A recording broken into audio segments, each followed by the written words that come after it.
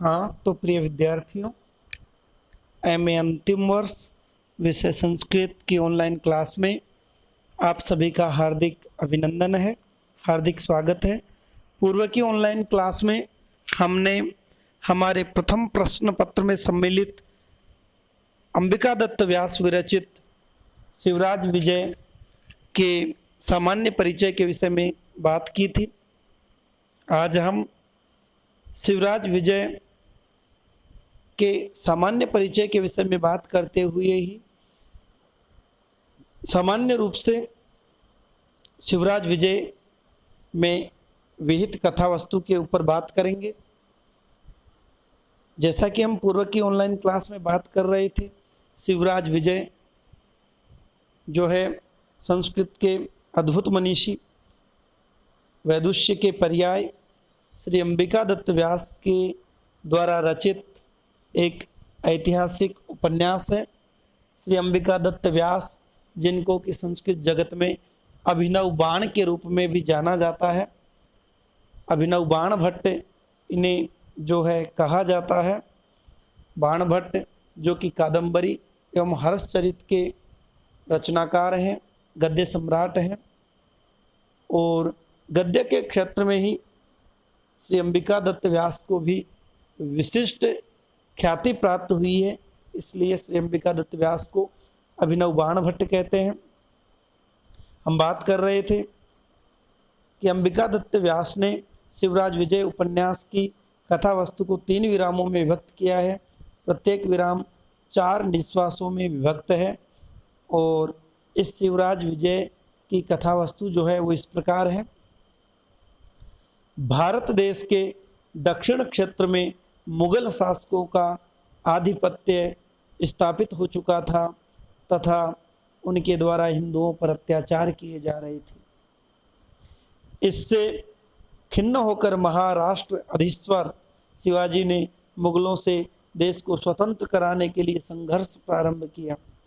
उस समय 2-2 कोस पर आश्रम बने हुए थे, जिनमें कुशल योद्धा गुप्तचर के रूप में ब्रह्मचारियों के वेश में रहते थे, जो निरंतर मुसलमानों अर्थात उन मुगलों की गतिविधियों की जानकारी रखते थे।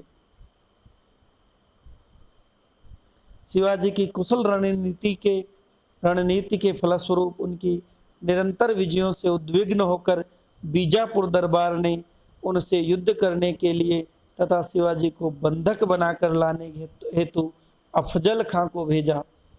उस समय वीर शिवाजी प्रताप दुर्ग में निवास कर रहे थे। अफजल खां ने भी वहीं भीमा नदी के तट पर अपना शिविर डाल दिया। वह निरंतर भोग विलास तथा मदिरा पान में व्यस्त रहता था, मदमस्त रहता था। उसे अपनी विशाल सेना का अहंकार था। अफजल खां अपनी विशाल सेना के प्रभाव के कारण जो है घमंड में रहता था। एक यवन गुप्तचर बीजापुर दरबार का पत्र ले जा रहा था, जिसमें शिवाजी को धोखे से जीवित पकड़कर ले जाने का संदेश था। मार्ग में उस यवन ने अपनी स्वाभाविक दुष्प्रवृत्ति के अनुसार एक ब्राह्मण कन्या का अपहरण कर लिया, किंतु वह कन्या एक आश्रम के अध्यक्ष ब्रह्मचारी गुरु के शिष्यों गौर सिंह और श्याम सिंह द्वारा बचा ली गई तथा वह यवन गौर सिंह के हाथों मारा गया। उसकी जेब से उन्हें वह पत्र प्राप्त हुआ। उन्होंने उस पत्र को ले जाकर महाराज शिवाजी को दे दिया। तदनंतर शिवाजी ने उस षड्यंत्र को जानकर स्वयं ही धोखे से अफजल खां को बुलाकर मार डालने की योजना बनाई और उस योजना के अनुसार शिवाजी ने पंडित गोपीनाथ को बीजापुर दरबार में संधि प्रस्ताव के साथ भेजा, जिसमें उन्होंने संधि हेतु प्रताप दुर्ग के समीप अफजल खां को बुलाया। शिवाजी ने उसे फंसाने के पूरे प्रबंध किए थे। इधर गौर सिंह भी गायक के वेश में अफजल खां के शिविर में पहुंचकर उनके षड्यंत्रों का पता लगा आता है।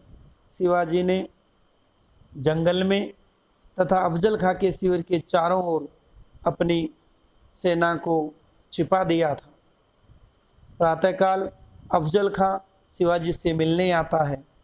शिवाजी अपनी कूट योजना के अनुसार अपने कपड़ों के अंदर कवच तथा हाथों में बाघ नख नाम का हथियार पहन कर गए। परस्पर आलिंगन करने पर शिवाजी अफजल खां के कंधों और गर्दन को फाड़कर पटक देते हैं तथा उनकी सेना भी योजना के अनुसार उन मुगल सेना के ऊपर आक्रमण करके उन्हें मारकर भगा देती है। इसके बाद गौर सिंह द्वारा जिस कन्या की रक्षा की गई थी उसके संरक्षक एक ब्राह्मण थे। उसके आने पर रहस्योद्घाटन होता है कि वह कन्या और कोई नहीं अपितु गौर सिंह और श्याम सिंह की बहन सौवर्णी है तथा वह वृद्ध ब्राह्मण उनके पुरोहित देव शर्मा है। तत्पश्चात ब्रह्मचारी गुरु के अनुरोध पर गौर सिंह अपना वृत्तांत सुनाता है। वह कहता है कि हम दोनों उदयपुर के जागीरदार खड़ग सिंह के पुत्र हैं।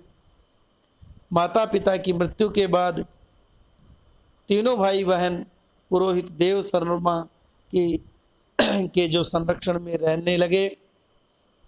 एक बार शिकार खेलने गए हुए हम दोनों भाई लुटेरों के द्वारा पकड़ लिए गए। किसी प्रकार वहाँ से घोड़ों पर चढ़कर हम भाग निकले। उसके बाद एक हनुमान मंदिर के अध्यक्ष की सहायता से महाराष्ट्र पहुँचे, जहाँ भीमा नदी के किनारे उनकी महाराज शिवाजी से भेंट हुई और इस आश्रम में रहने लगे।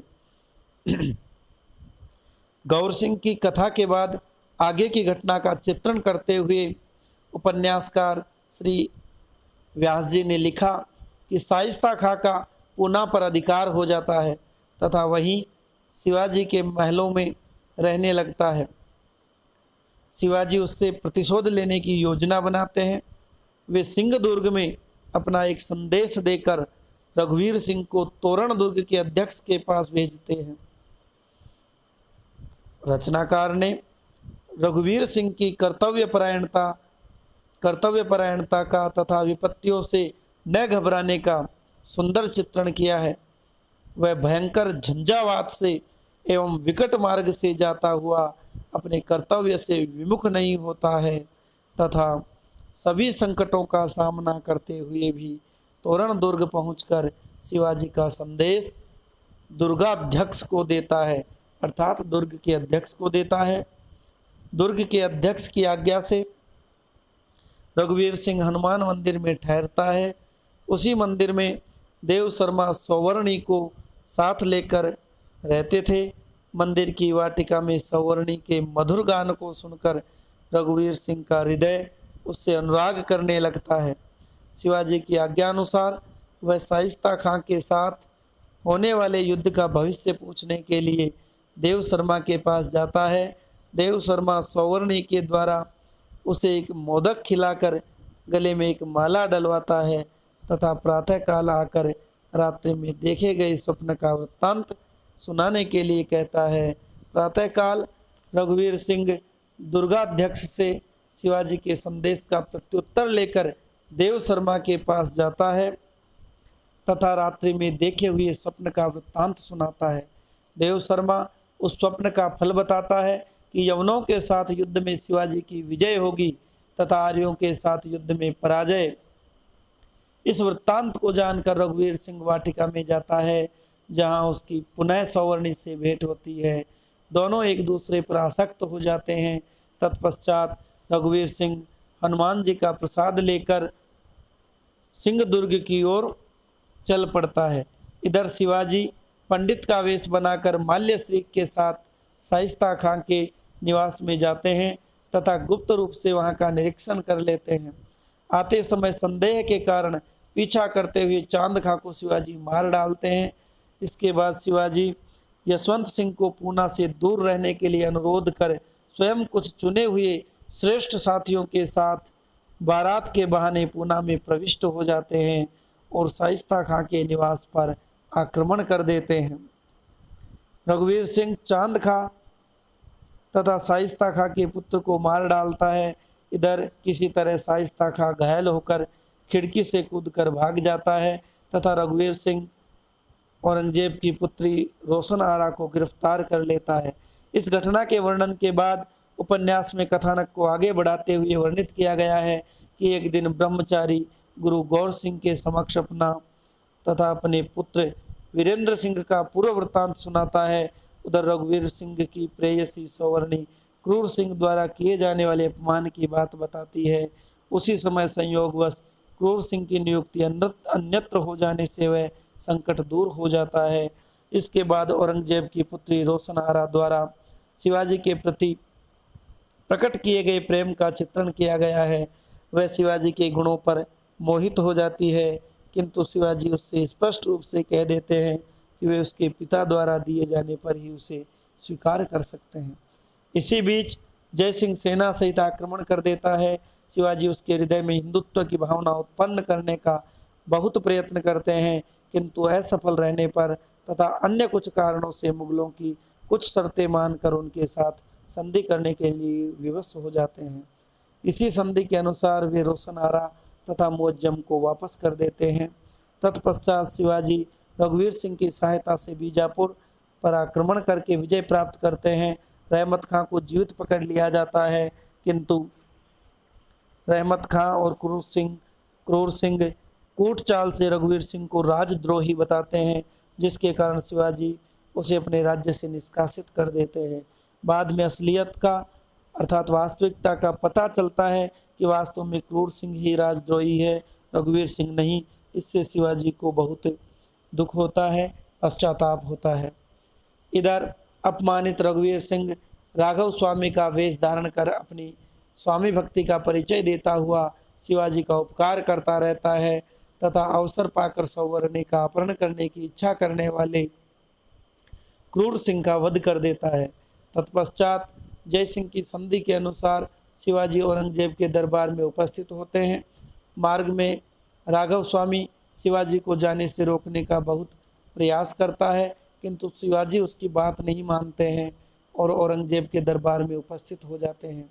अपनी कुटिल योजना के अनुसार औरंगजेब शिवाजी को नजरबंद कर देता है और उनके मकान के चारों ओर पहरा लगवा देता है, किंतु अपनी योजना के अनुसार तथा रघुवीर सिंह की सहायता से वहां से अपने साथियों सहित शिवाजी भाग निकलते हैं। जब शिवाजी को यह पता चला कि यह राघव स्वामी रघुवीर सिंह ही है, तब वे रघुवीर सिंह से अपने दुर्व्यवहार के लिए क्षमा याचना करते हैं।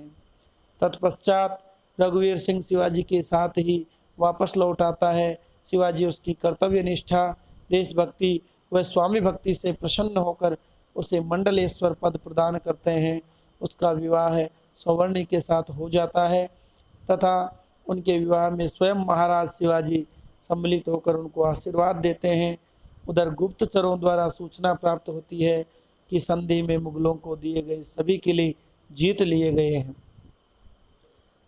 तदनंतर शिवाजी सतारा नगरी को राजधानी बनाकर राज्य करने लगते हैं और धीरे धीरे पराक्रम व बुद्धि बल से उनका संपूर्ण महाराष्ट्र पर अधिकार हो जाता है। वे औरंगजेब द्वारा भेजे गए सेनापति मोहब्बत खां को भगा देते हैं। इस तरह श्री अंबिका दत्त व्यास जी ने शिवाजी के संघर्षमय राष्ट्रभक्तिमय जीवन काल की कथा वस्तु को पूर्णतया बहुत सुंदरता से और बहुत सजगता से गुंफित किया है। इसमें वीर शिवाजी के जीवन की लगभग सभी प्रमुख घटनाओं को जो है श्री अंबिका दत्त व्यास जी ने समाविष्ट किया है, सम्मिलित किया है। इस प्रकार शिवराज विजय की यह जो है मूल कथा वस्तु, मूल घटनाएं आज की इस ऑनलाइन क्लास में आप सभी प्रिय विद्यार्थियों के समक्ष प्रस्तुत की गई है। आगे की ऑनलाइन क्लास में हम शिवराज विजय के प्रथम विराम के प्रथम निश्वास का जो है हम प्रारंभ करेंगे। भवेत् तावत् शुभम मंगलम। जयतु संस्कृतम, जयतु भारतम।